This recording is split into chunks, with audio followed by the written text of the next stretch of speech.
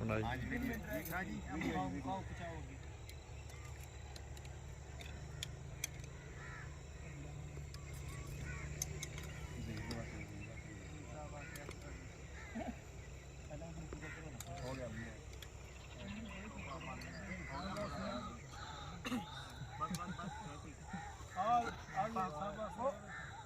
ਇਹ ਕਿਹੜੇ ਪਰਿੰਦੇ ਦੀ ਆਵਾਜ਼ ਹੈ?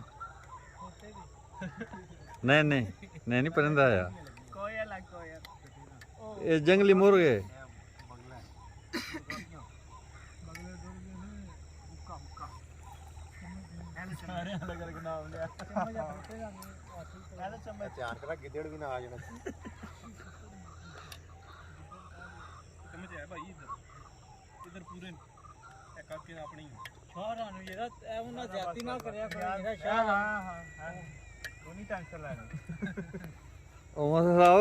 किधर गया वो सजी सजी का टाइम नहीं लिया आया।